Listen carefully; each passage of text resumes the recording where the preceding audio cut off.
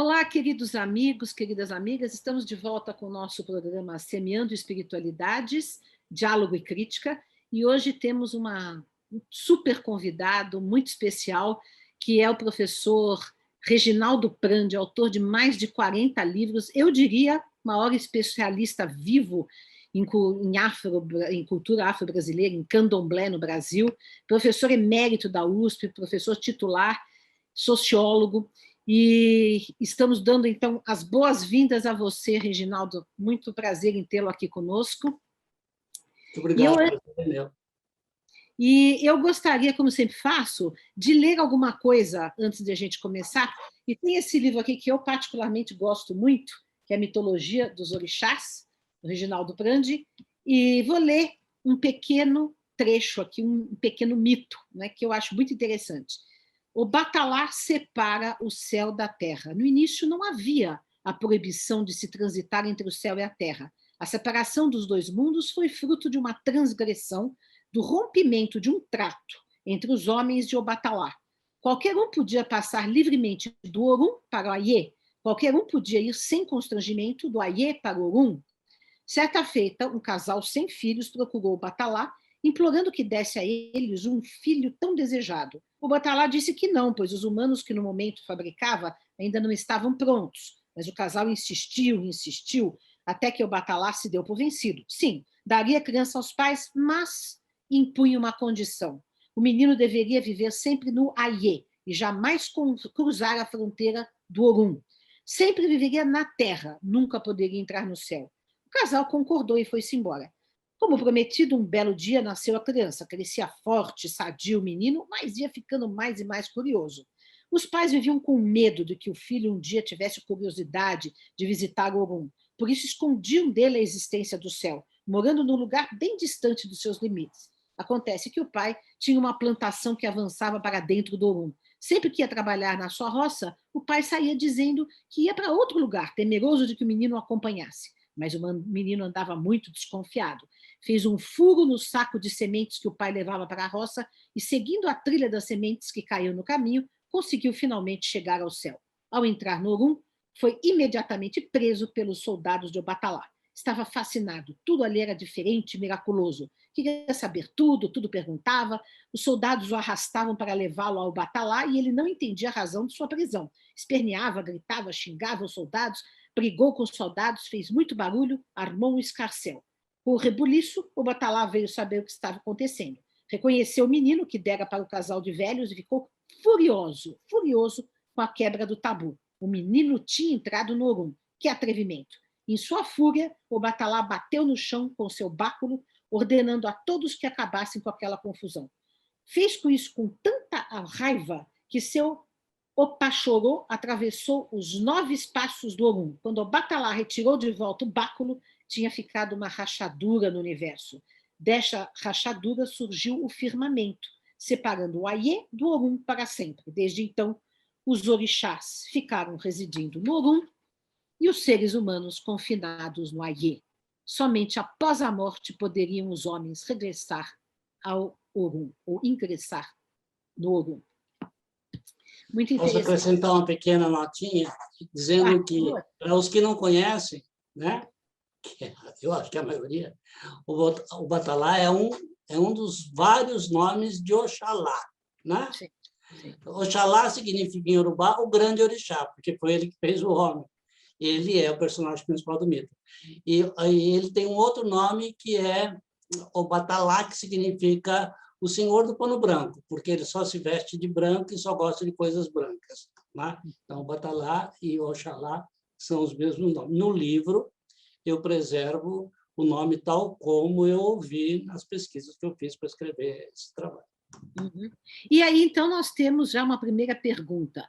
Portanto, o candomblé é uma religião, uma tradição espiritual que tem um Deus supremo.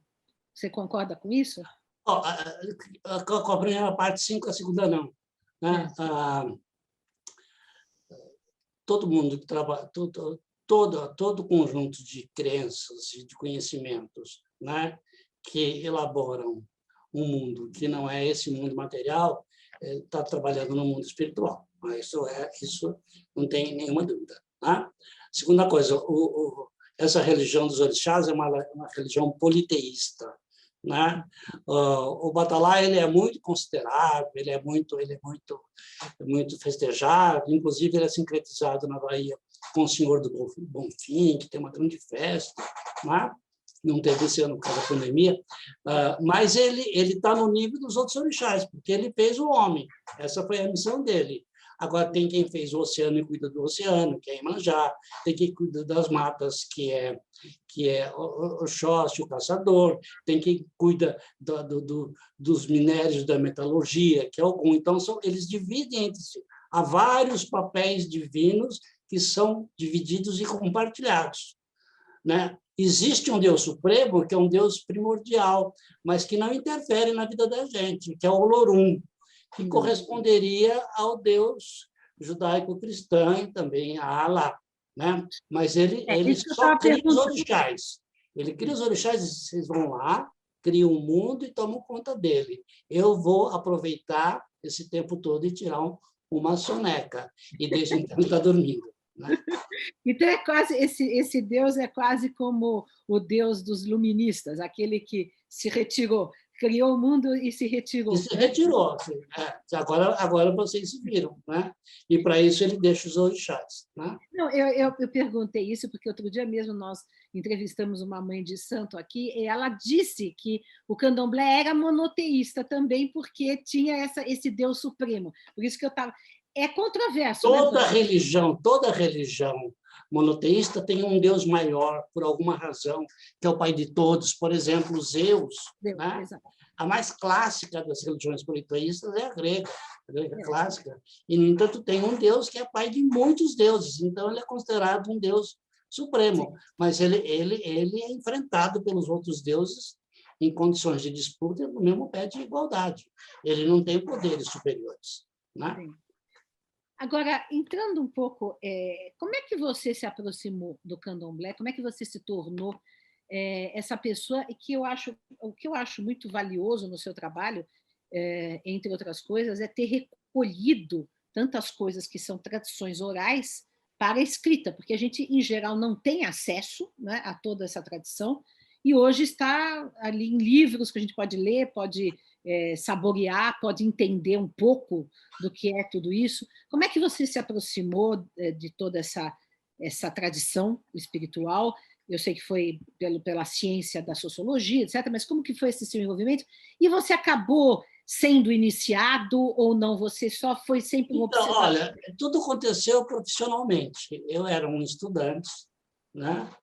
Eu fazia um estágio como estudante universitário, veio o golpe militar, passamos para a ditadura, os meus professores com os quais eu fazia estágio foram aposentados pelo ato institucional número 5, alguns deles saíram do país, voltaram depois com a anistia ou não voltaram nunca mais, ficaram famosos por lá, e outros se juntaram aqui e fizeram um centro de pesquisa para dar continuidade às pesquisas que já faziam aqui, mas afastados da universidade e com apoio financeiro de organizações internacionais. Né? E como eu fazia parte do grupo de estagiário, que fazia pesquisa de campo, enfim, que fazia a parte braçal da pesquisa, eu fui junto para esse centro, o SEBRAP. Né? O SEBRAP existe até hoje, mas não é o SEBRAP antigo, hoje é um outro SEBRAP. No SEBRAP antigo, os velhos professores, que na época eram jovens, se reuniram, e entre eles você tinha gente que depois veio se tornar pessoa super importante. É o caso, por exemplo, do Fernando Henrique, que era um dos principais pesquisadores do SEBRAP, que foi aposentado e foi para essa instituição, com quem eu trabalhei muitos anos, a ponto de meu livro, que resultou da minha tese de doutorado, que não tem nada a ver com religião nem espiritualidade, é prefaciado na época, em 76, 77, pelo Fernando Henrique. Mas foi também um professor que foi o meu grande professor de Sociologia da Religião, que é praticamente o fundador da Sociologia da Religião entre nós, que é o Cândido Procópio Ferreira de Camargo, que foi o primeiro a escrever cientificamente sobre o espiritismo, né? Sobre a Umbanda, sobre o catolicismo. Quer dizer, ele é o primeiro que diz espiritismo é uma religião. O pessoal dizia, não, espiritismo é seita. Né? Foi ele primeiro a dizer, não, Umbanda, Candomblé, tudo isso é religião. Religião que tem o mesmo status, né? O mesmo status do catolicismo, do protestantismo, das grandes religiões na época dominantes. Então, foi nesse contexto que eu comecei. Quer dizer, eu comecei trabalhando em projetos que, na época, dirigidos pelo Procópio, procuravam entender como é que a religião podia ajudar ou atrapalhar ou não interferir no processo de desenvolvimento econômico, político, social, cultural do Brasil e da América Latina. Então, na verdade, eu trabalhava com o Procópio em projeto de religião, mas também trabalhava com outros professores em outros projetos. Tanto que o meu mestrado foi sobre religião. E, em seguida, eu fiz um doutorado que foi sobre mercado de trabalho, desenvolvimento econômico, tal, que foi já mais próximo de Fernando Henrique. Depois, anos e anos depois, eu fiz uma tese de livre docência que se transformou num livro chamado Os Candomblés de São Paulo, que foi reeditado agora, né, 30 anos depois, como uma edição ampliada, para o qual escrevi mais 3 capítulos, escrevi mais 45% do texto. Acabou de ser relançado, está na praça, inclusive chega até os dias de hoje, que chama Como é que a religião se vira em momentos da pandemia. Então, a minha trajetória é uma trajetória que está muito ligada, porque dali depois eu fui professor universitário, e como eu entendia mais talvez que os outros, ou tivesse um acesso maior a esses assuntos, eu acabei sendo designado para ministrar as aulas de sociologia da religião. Depois comecei a dar aulas de cursos optativos sobre diferentes religiões, né? Escrevi o primeiro livro brasileiro sobre os católicos carismáticos. Recentemente, eu tinha escrito já livros sobre diferentes religiões. Não tinha escrito nada, nenhum livro inteiro que fosse só meu, sobre espiritismo.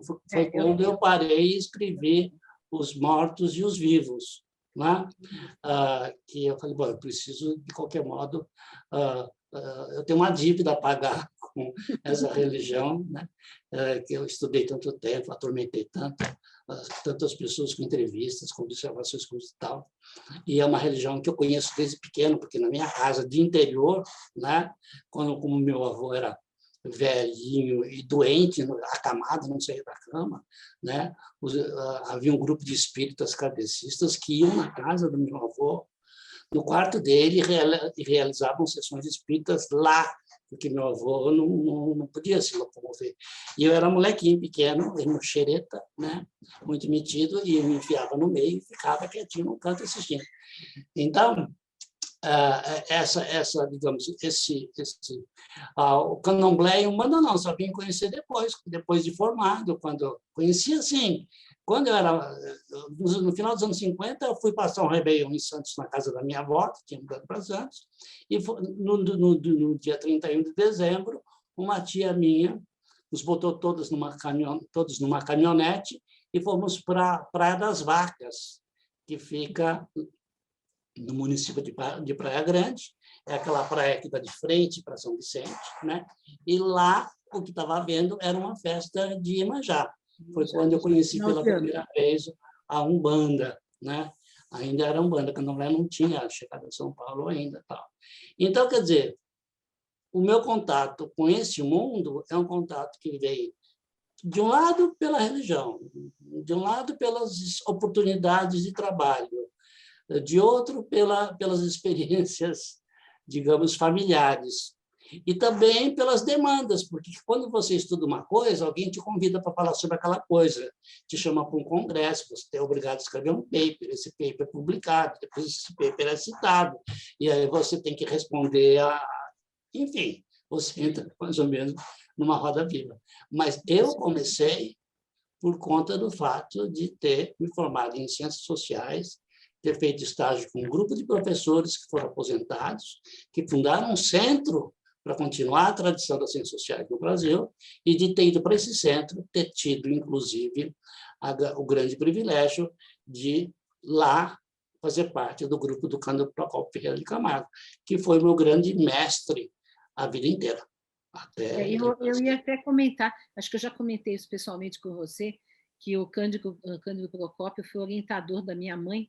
A minha mãe foi quem primeiro fez uma tese, né, sobre espiritismo no Brasil, foi uma dissertação de mestrado, isso no final da década de 80, e ele orientou, só que ele não conseguiu terminar a orientação, porque ele faleceu, e aí foi outra pessoa que deu continuidade, mas eu tive bastante contato com ele também, minha mãe, ele era uma pessoa, assim, especialíssima, né? E eu queria saber, mas nesse seu contato com o candomblé, eu pergunto o seguinte, pergunta de leiga, né? No caso do candomblé, para se adentrar, né, e para se conhecer mais profundamente, não há que se ter uma iniciação, né? Como é que é isso? Você se iniciou no candomblé para poder observar melhor como é que é? A minha aproximação é uma aproximação como um sociólogo, não é? Então, eu não estou interessado, em princípio, em saber as fórmulas rituais precisas que transformam uma coisa na outra. Eu não estou interessado em descobrir quais são exatamente, né, os mecanismos que implicam, por exemplo, na indução do transe, na possessão. Não estou interessado no processo de constituição de um evento miraculoso, né? O que interessa para mim é o conjunto de pessoas que têm aquela crença, porque a sociologia estuda o coletivo, estuda as pessoas, estuda os grupos sociais, as classes sociais, os estamentos, coisa e tal. O que nos interessa é a ação social, né? Agora, tudo isso vem depois de uma depuração metodológica, quer dizer, quando você vai ao seu trabalho de campo, tudo isso está absolutamente misturado, né? Agora, o candomblé, assim como o espiritismo em determinada época, né, foi uma religião muito perseguida, né? E para se defender um pouco, se proteger um pouco, o candomblé sempre acolheu nos terreiros, nos grupos, né, pessoas que tivessem alguma influência na localidade, na sociedade, né? Então, transformava em amigos o prefeito, o juiz, o delegado, os militares, jornalistas, intelectuais, coisa e tal. E, inclusive, quando essa relação se estreitava, essas pessoas recebiam um título, né? No caso dos homens, que é o título que depois foi preservado, que é o título de Ogã. Ogã é uma variação um pouco da palavra iorubá, Ogá, que é o nome pelo qual você chama, o título pelo qual você chama as pessoas de respeito, as pessoas mais velhas, a quem você deve respeito, deve, enfim, autoridade e assim por diante, né? Ou seja, para que essas pessoas tivessem, digamos, não tivessem nenhuma, pudesse atravessar todas as fronteiras, né? Essas pessoas passavam por um rito digamos, de aceitação, de incorporação ao grupo religioso, continuando a ser católico, protestante, o que fosse, né? E esse rito, com o tempo, foi se especializando, foi se enriquecendo, coisa e tal. E também os ogãs passaram a ter, de acordo com, digamos, com a propensão de cada um, né? Eles passaram a ter atribuições específicas. Quem gostava de tocar podia aprender tocar tambor, ou tocar uma coisa mais simples, ou uma cabaça, que seja, tal, né? E ganhava o título passava por uma cerimônia e se transformava num ogã alabê, que é um tocador, né? Se fosse uma pessoa que gostava muito das coisas internas da religião, dos ritos internos, os ritos internos significa dar comida aos orixás. Para dar comida aos orixás, você tem que cozinhar, certo? Receitas específicas africanas, que são próprias de cada orixá.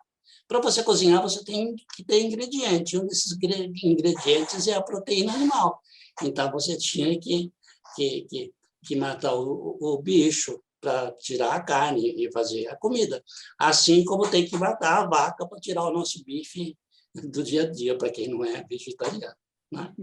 A pessoa encarregada, né, de presidir essa cerimônia de matança também ganhava um cargo, podia ganhar um cargo, podia ser um Ogan Ashogun, né? Que é o senhor dono, que é aquele que tem, que é digamos, que é o dono da vaca e assim por diante. Então, os sociólogos mais antigos que se aproximaram do candomblé, praticamente todos eles receberam o título de Ogan, né? Muitos, naquele tempo, né, sociólogo usava terno, gravata, às vezes gravata borboleta, né? Quer dizer, eram pessoas de bem, né?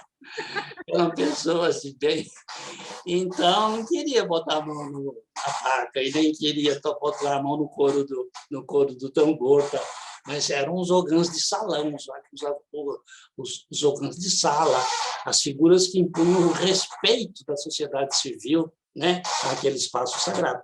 Então, a maioria desses meus velhos professores, que eu os tenho todos em livros, né, não sei se dá para mostrar. Tudo isso daqui só trata de candomblé, tá? Do outro lado também tem uma estante que só trata de candomblé. E todos os livros que tratam de candomblé, mas que estão em outras línguas, estão num outro espaço da minha casa. Então, esses professores todos que hoje estão aqui nos meus livros, eles todos eram ogãs. No kardecismo, aconteceu uma coisa diferente. Quer dizer, o kardecismo ele passa a ser praticado por uma elite, entende? Formada por médicos, advogados, mais ou menos a mesma elite que adere ao candomblé, que é lá na Bahia, lá no Recife, diferente, né?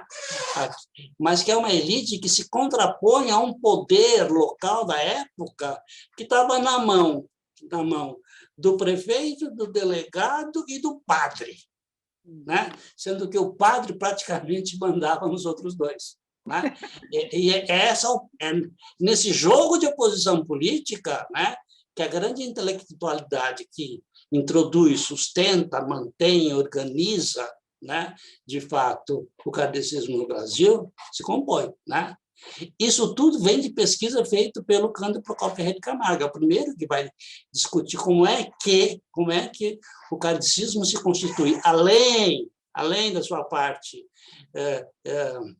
digamos, de alternativa religiosa, além de sua parte de organização de cura e de orientação de conduta, quer dizer, como é que ele também, né, se constitui no Brasil como uma religião de oposição ao status quo que era mantido pela velha Igreja Católica pré-conciliar, né? No tempo em que o bispo mandava tanto, que quando você tinha algum problema que ninguém conseguia resolver, o que diz o ditado? Vai reclamar com o bispo, né? Porque o bispo era o dono do último recurso, não é mais. Meu avô, né? falava muito. Então, nesse jogo de oposição, então, tanto o kardecismo como o candomblé e depois a Umbanda fazem parte de um jogo de inserção na sociedade brasileira, onde as três modalidades encontraram sempre muita resistência, e ainda encontram. Né? Mas eu acho que eu fugi muito da sua pergunta. Né? Não, agora, eu aproveito isso que você falou, né, que a resistência contra o poder estabelecido, para mencionar uma pesquisa que você fez, acho que foi em 2018, que eu achei extremamente interessante, embora triste, das religiões que mais votaram no atual desgoverno de extrema-direita, e, infelizmente, os espíritas kardecistas estão entre os que mais votaram. Quer dizer, desta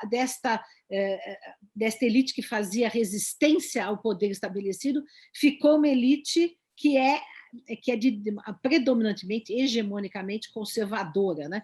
Como é que hoje em dia, depois de passados, desde 2018, não sei se você ainda está acompanhando essa coisa toda, as religiões todas no Brasil estão distribuídas nessa resistência ou na cumplicidade? Não há a menor dúvida, né, de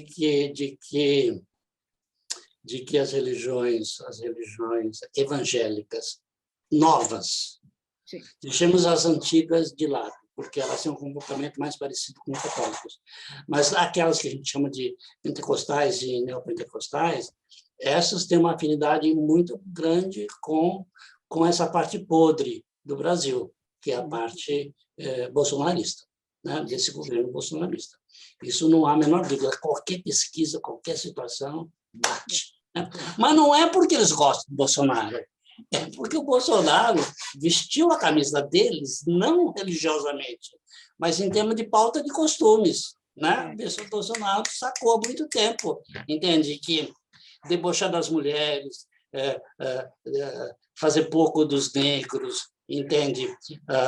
Rejeitar os LGBT, detestar os pobres, querer que os índios morram, né? E querer acabar com as terras indígenas, ser a favor de que todo mundo ande armado. Isso que a gente chama de as pautas conservadoras, né? Quer dizer, são pautas também de uma grande parte da população. Não é?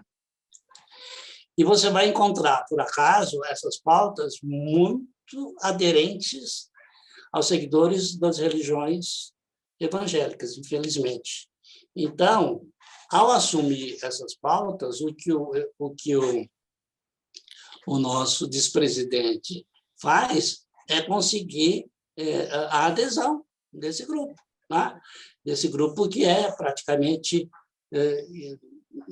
a gente já até calculou isso, mais ou menos. Aqueles que são radicais mesmo, são 15%, aqueles que são radicais com alguma possibilidade de nuance, 30%, mais, entende, que gostariam, que apoiam com alguma restrição, a metade do país, que eu chamo de a metade podre, que, na verdade, é a metade do Brasil que não tinha voz, a metade que sempre pensou assim, que sempre foi contra o aborto, né? Que sempre foi absolutamente contra a possibilidade de homem casar com homem, mulher com mulher, e ainda por cima adotar uma criança, né? E ainda bolar com as loucuras da cabeça deles, adotar, dar para essa criança chupar uma chupeta que tem o formato de um pênis, já partindo para a fantasia deles, né? Então, quer dizer, para você ver, então, tudo isso daí é de um grupo que já pensava assim, que sempre pensou assim, mas que não se expunha, porque era um grupo que a sociedade nossa tinha uma cara muito boa, tinha uma cara de libertária, uma cara sociedade avançada, que ia aos poucos, mas que ia, né? Que acompanhava as tendências modernas. Então, quando o atual governo aparece, quer dizer, ele abre um canal que essa parte conservadora não tinha, eles eram silenciados, eles não podiam falar porque eles apanhavam.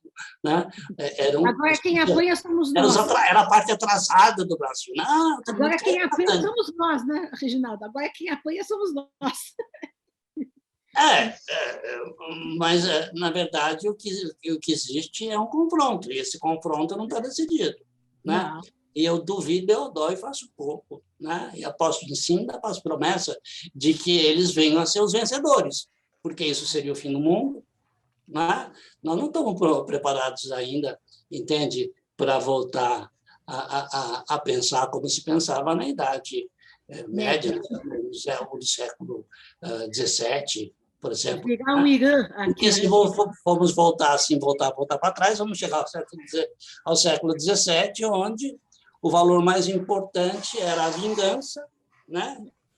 E a forma clássica, cotidiana e diária de resolver a vingança era o antropofagismo, né? Ou seja, se alguém um dia fez mal para a tua família, né? Você vai lá e mata alguém daquela família, assa e come, né? Aí, por causa disso, aquela família vai reagir, depois vai matar alguém da sua família, vai sair para ele comer, que é a lógica do antropofagismo, que a gente conhece já há mais de 50 anos, desde que Florestan fez a sua tese de mestrado, né? Que é a função da guerra na sociedade tupinambá. Então, nós não vamos voltar lá. Não vamos voltar lá por quê? Porque o mundo precisa das mercadorias que nós produzimos, né? Das commodities, né? O mundo precisa das commodities e precisa nos vender os produtos que eles vendem, né? Então não dá para o Brasil se comportar como uma tribo antropofágica, entende? Nós temos que garantir que os direitos mínimos já conquistados pela humanidade, né, serão preservados. Então, por isso, eu tenho muita esperança. Não sei se em vão, mas, de qualquer modo, acho que não, tem um contrapeso forte dos tem um contrapeso que se revela a cada instante, se revela a cada minuto. As coisas acontecem assim, até a gente fica bem desesperado. De repente, de ontem para hoje, vai lá a Anvisa, né, que é um braço armado do governo, diz, não, pode comprar vacina da Pfizer, tudo bem. Pode. Antes dizia, não pode comprar vacina, né? Pode comprar vacina chinesa, né? Não podia. Quer dizer, sem que ninguém levantasse uma espingarda, né, para lutar pelo seu direito de ser vacinado, né? Então a coisa vai mal, vai devagar, vai ruim, mas vai contra a corrente. Esse é o problema do nosso atual desgoverno. É um desgoverno que anda contra a corrente, né? E andar contra a corrente nunca levou ninguém a um destino seguro, entendeu?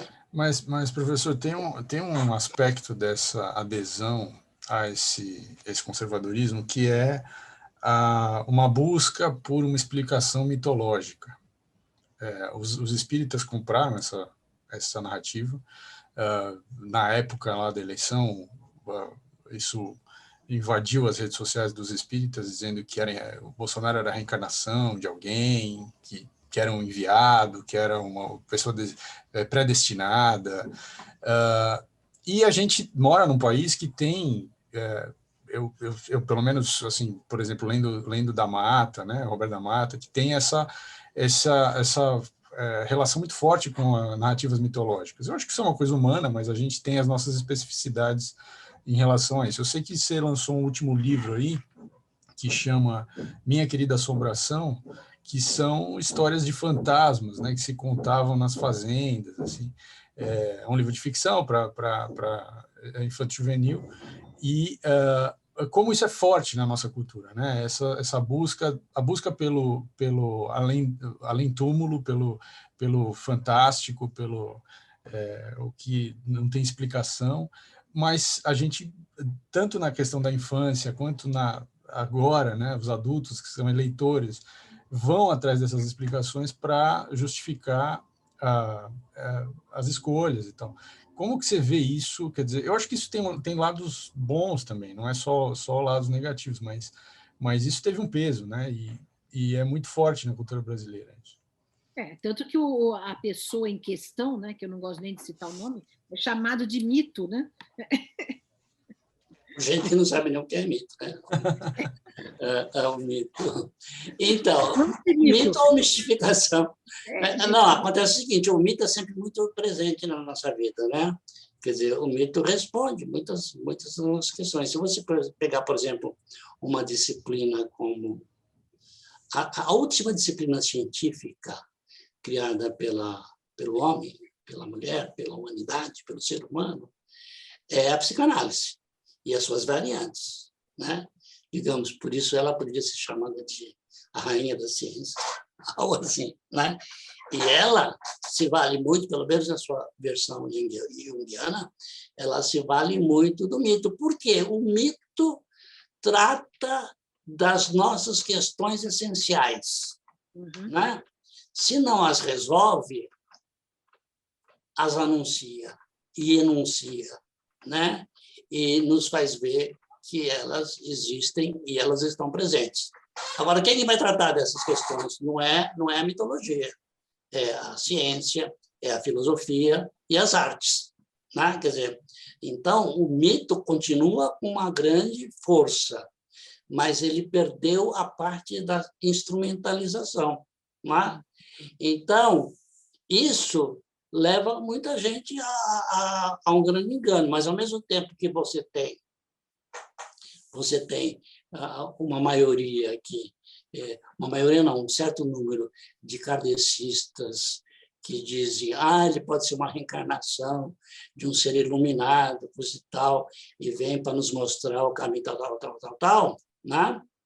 Quando você pega isso daí, é uma minoria que tem visibilidade porque a internet é um monitor falso, né? Ele não mostra tudo, ele mostra parcelas, tanto boas como ruins. Quando você faz uma pesquisa, você generaliza, você faz um survey geral, você vê que a grande maioria dos espíritas, primeiro, não acredita nisso. A grande maioria dos afro-brasileiros também não acredita nisso, né?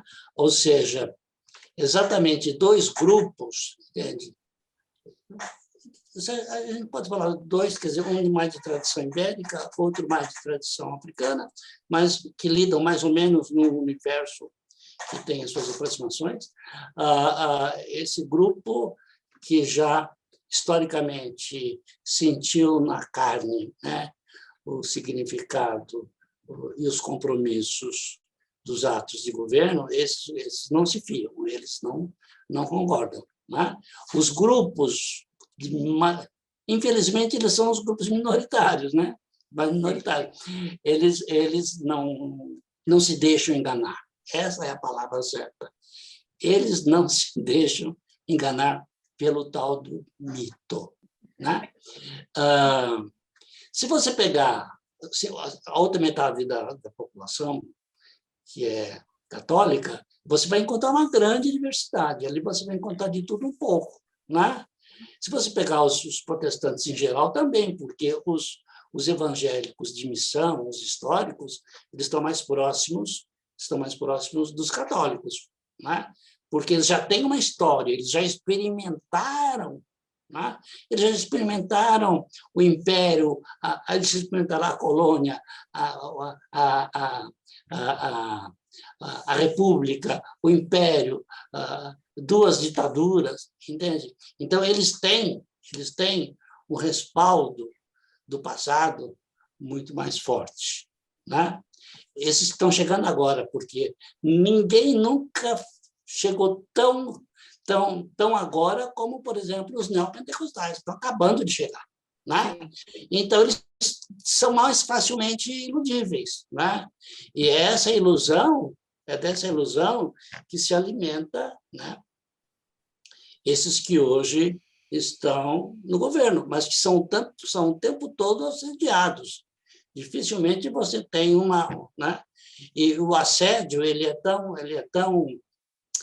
desarmado que ele vai em busca de armas. Ele quer armar a população e quer encher o governo de militares, né? Ou seja, é a velha solução que nunca deu certo, né?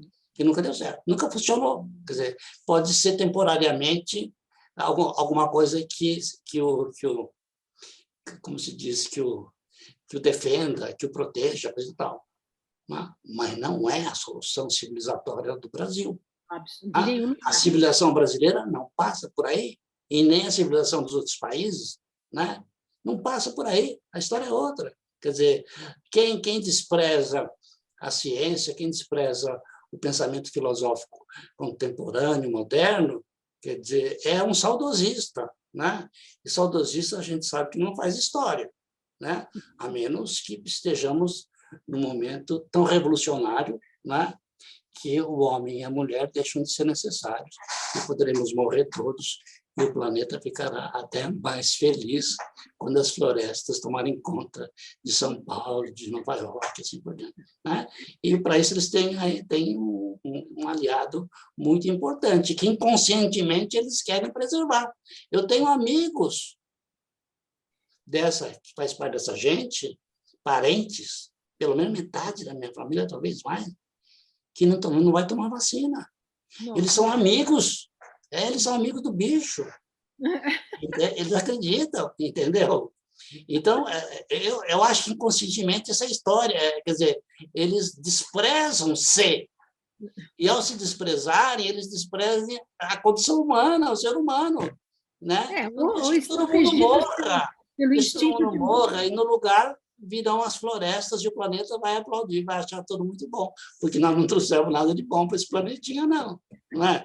Nós trouxemos muitas mudanças, mas também nos submetemos a muitos sacrifícios. Nós temos uma guerra com a natureza que não é de hoje. E é por isso que eu acho que é muito sintomático a presença de uma religião como o candomblé, porque o candomblé faz essa ligação direta, né, com a natureza. E todo mundo que é filho de Iemanjá sabe que ele tem a proteção de Iemanjá, que ele tem o carinho de Iemanjá, o amor de Iemanjá, mas ele também tem a raiva de Iemanjá, a paixão de Iemanjá, que leva você para o fundo do mar e te mata afogado porque quer dominar o seu amor, entende? Ou seja, a natureza é boa e é má, né? E conhecer esses dois lados, entende? É conhecer muito de perto essas forças da natureza que se revelam também no culto dos orixás, né? E, por outro lado, você tem as alternativas que te levam para os outros mundos, né? E aí é com vocês. Né? Deixa eu te falar uma coisa, nós estamos caminhando já para o nosso final. Eu quero te fazer uma outra pergunta que até eu já te fiz. Não falamos nada de espiritualidade, né? Então, mas eu queria te perguntar, do ponto de vista social mesmo agora, como é que é esse deslocamento, né? Porque hoje em dia a maioria da população ou afrodescendente está entre os evangélicos pentecostais, né? Muito mais do que com o candomblé. E tem muita gente branca no candomblé. Você vê isso? Como é que você vê isso, né? Porque eu acho uma coisa eu acho triste, né? Porque, na verdade, os neopentecostais eles combatem as religiões africanas como coisas do demônio, né? Então, a pessoa acaba combatendo aquilo que é da sua origem, da sua raiz, da sua ancestralidade, né? Como é que você vê isso? Queria que você comentasse sobre isso, né? Uma espiritualidade que se converte, a sua própria espiritualidade se converte em objeto de demonização, né? Mas essa espiritualidade, ela sofre também uma metamorfose negativa, né? Quer dizer, quando você sabe dos casos, e há muitos casos comprovados, registrados, inclusive, registrados até na polícia, pelos BOs, registrados pelos jornalistas, pelos antropólogos, pelos sociólogos, pelas testemunhas, né? De, por exemplo, religiosos, lideranças religiosas que são associadas aos traficantes, né? Quer dizer, que tipo de valor está em jogo? Na verdade, o que você tem é uma inversão total de valor. Você vai chamar um cara, o cara vai lá, ele é evangélico, ou que seja de outra religião qualquer, né? A gente não tem que entrar em outros detalhes. Ele vai lá, mas ele faz parte de uma milícia que explora, que mata, que controla o tráfico humano, né? que explora a prostituição, que explora o tráfico de droga, coisa e tal. Mas ele faz isso daí em nome de Deus? Ele faz isso em nome da sua religião, da pureza religiosa? Não. Bom, é claro que, de um ponto de vista estritamente factual, sim. mas do ponto de vista axiológico, não. Quer dizer, ele está fazendo uma inversão de valores, né? Usando a religião como pretexto, né? Como escudo, né? Pode usar a religião ele faz da religião uma outra coisa, que não é mais a religião, né? Então, agora, por isso fica cada vez mais difícil a gente saber quem é quem, né? Fica muito difícil. Quer dizer, a religião ela não imprime mais um selo de qualidade em ninguém. Mas isso é porque nós vivemos numa sociedade da diferenciação, né? Duas pessoas não são iguais, mesmo que elas frequentem a mesma igreja, mesmo que elas comam a mesma comida, né? Mesmo que elas vão beber no mesmo boteco, elas nunca serão iguais. Quer dizer, nós vivemos uma sociedade diferenciada, né? E isso é a coisa melhor que existe, né? Ou seja, porque não obriga ninguém a fazer aquilo para o qual ele não se sente comprometido, né? E aí fica... Não é mais submetida a uma comunidade, né? Exatamente.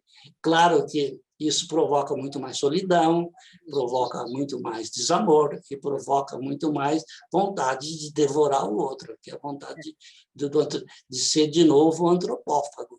Ou seja, que é a maior prova possível, entende? De que esses momentos são momentos de reação, reacionário, de retorno, né?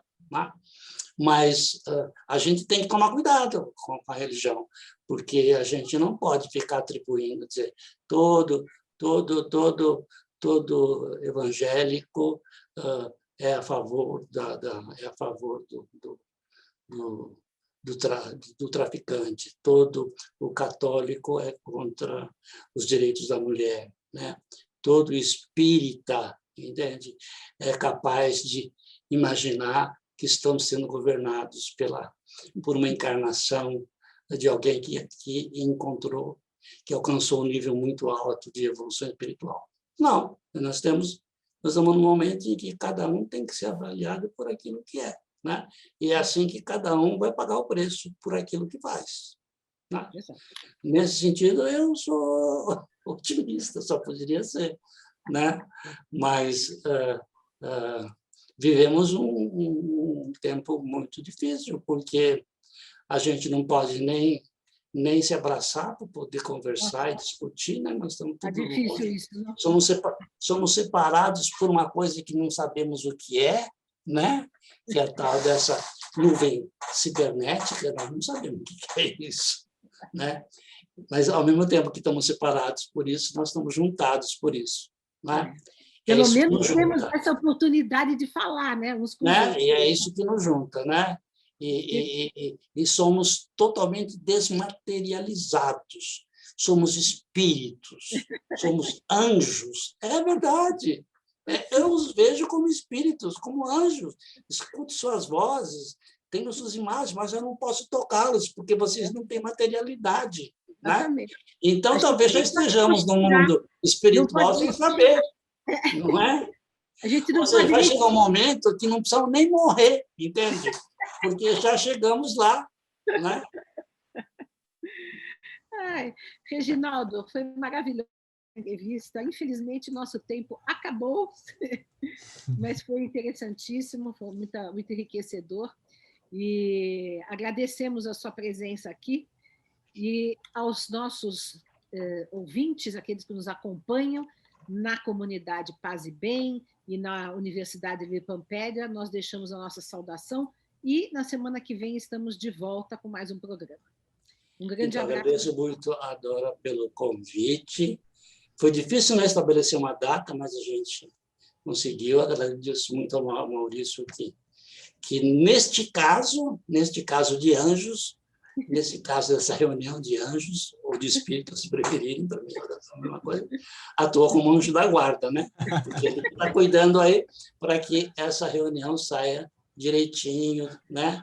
Que as pessoas realmente eu e a Dora pudéssemos nos encontrar, bater papo e tal. E foi um anjo um pouco atrevido, porque ele não só ficou na guarda, né?